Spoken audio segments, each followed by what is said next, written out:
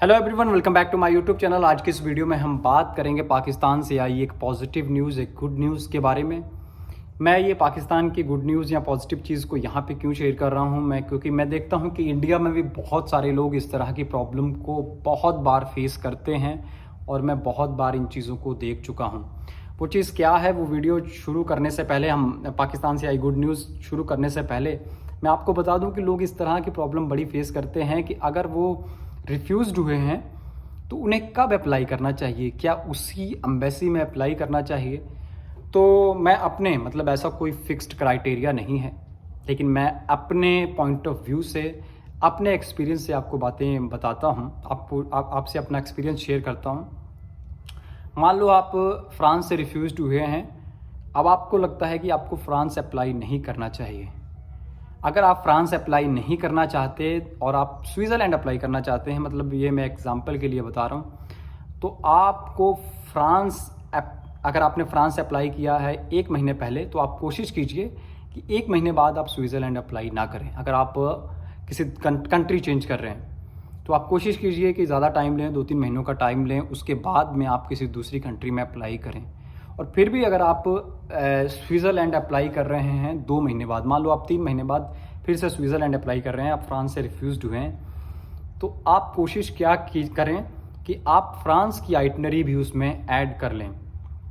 आप क्या करें कि फ्रांस की जो आइटनरी है वो भी उसमें ऐड कर लें। कुछ दिनों का स्टे कि मैं फ्रांस, और उसमें बताएं भी।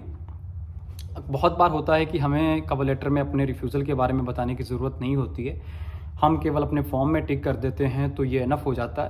लेकिन कई बार ऐसा होता है कि आपको अपने रिफ्यूज़ल के बारे में बताना पड़ता है। जैसे आप स्विट्ज़रलैंड अप्लाई कर रहे हैं इमीडिएट फ्रांस रिफ्यूज़्ड होने के बाद में, तो आपको बताना पड़ेगा कि मैं लास्ट टाइम सर आप फ्रांस से जो रिफ्यूज़्ड हुआ था, लेकिन फ्रांस देखने की मेरी दिली ख्वाहिश है, मैं इस बार फिर से अपनी आइटनरी में फ्रांस को ऐड कर रहा हूँ। तो इन चीज़ों का ध्यान रखें। और दूसरी चीज़ ये है कि रिफ्यूज़्ड होने के कितने दिन बाद आपको अप्लाई करना चाहिए। रिफ्यूज़ ऐसा भी कोई क्राइटेरिया नहीं है, लेकिन फिर भी मैं अपने एक्सपीरियंस से बताऊं तो अगर आप जिस एम्बेसी से रिफ्यूज़्ड हुए हैं और आपको लगता है कि उन्होंने कोई मिस्टेक की है, उनकी साइड से कोई मिस्टेक हुई है, तो आप इमीडिएट अप्लाई कर सकते हैं 10-15 दिन के बाद। अगर आपको लगता है कि नहीं, मेरी ही तरफ से आपको समझ में आता है कि सही में जो उन्होंने रिफ्यूज़ल का जो रीज़न दिया है वो आप सही में समझ पा रहे हैं, तो आप ना अप्लाई करें, आप टाइम लें और उसके बाद ही अप्लाई करें।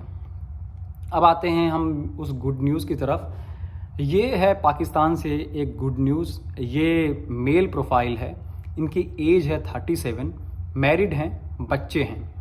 ये एक टीचर हैं, ये एक रिलीजियस टीचर हैं, आध्यात्मिक टीचर हैं। ये मदरसा और स्कूल दोनों में पढ़ाते हैं। मदरसा में ये प्राइवेट ट्यूशन देते हैं और स्कूल में ये किसी एक सब्जेक्ट को पढ़ाते हैं। तो इनकी जो सैलरी है, सबसे बड़ा कारण है कि इनकी जो सैलरी है, बहुत सारी लोग जो एम्प्लॉयड हैं उन लोगों को इस तरीके की प्रॉब्लम जो है वो फेस करनी पड़ती है। इनको सैलरी जो है वो बाई हैंड मिलती है। इनकी इंडियन जो सैलरी है वो लगभग 35,000 है, वो बाई हैंड ही इन्हें स्कूल और ट्यूशन से मिलती थी। और सबसे बड़ी बात, ये 2015 जब उस समय ऐसा हुआ करता था कि अगर आप रिफ्यूज़्ड होते थे तो आपके पासपोर्ट पे स्टैंप भी हुआ करता था। तो ये तब से अप्लाई कर रहे हैं शेंगन, और ये 5 बार अप्लाई कर चुके हैं। 6ठी बार इन्हें स्पेन से जो है वो वीज़ा जो है वो रिसीव हुआ। 5 बार में अगर मैं इनके लास्ट रिफ्यूज़ल की बात करूं, पहले तो मैंने नहीं देखे, लेकिन लास्ट रिफ्यूज़ल की बात करूं तो लास्ट इन्होंने किसी एक एक्सपो, स्विट्ज़रलैंड से जब ये रिफ्यूज़्ड हुए थे तो इन्होंने किसी एक्सपो के लिए अप्लाई किया था, जो मुझे बिल्कुल भी समझ में नहीं आया। 3 दिन का एक एक्सपो था जिसमें ये मीटिंग या सेमिनार अटेंड करने के लिए जा रहे थे। ये अपना एकोमोडेशन, अपनी फ़्लाइट और रहना या वहाँ का ट्रांसपोर्टेशन जो भी है, ये अपनी जेब से खर्च कर रहे थे। तो इसी कारण इन्हें स्विट्ज़रलैंड एम्बेसी ने रिफ्यूज़ किया कि 3 दिनों के लिए बिल्कुल समझ में नहीं आता। अब की इन्होंने प्रॉपर 11 दिन की एक आइटनरी बनाई और मैंने आइटनरी और कवर लेटर बनाने में इनकी हेल्प की। और सच बताऊं, मुझे खुद नहीं लग रहा था कि मैं कैसे कर सकता हूं यार। अगर आप 5 बार रिफ्यूज़्ड हैं, तो फिर भी जब इन्होंने मुझ पर ट्रस्ट दिखाया तो मैंने इसलिए कि चलो देखते हैं। ऐसा नहीं कि मैंने इनसे कुछ ऐसा वादा किया कि भाई अब की वीज़ा जो है वो आएगा।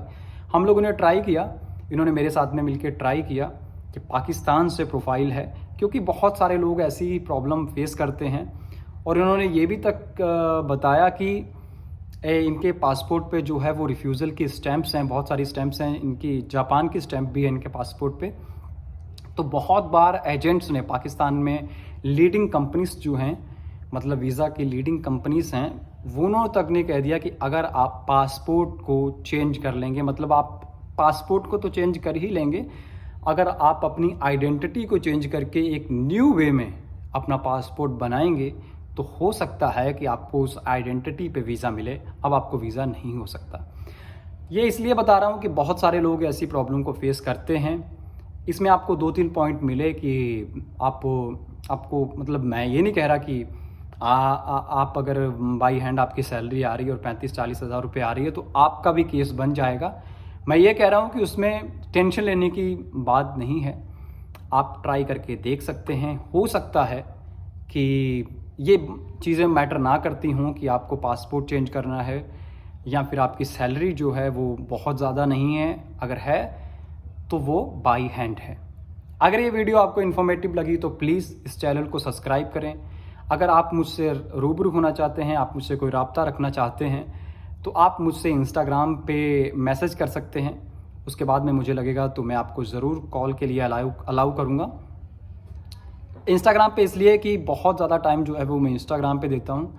हो सकता है कि आपको इंस्टाग्राम पे इमीडिएट आंसर उसका मिल जाए। धन्यवाद।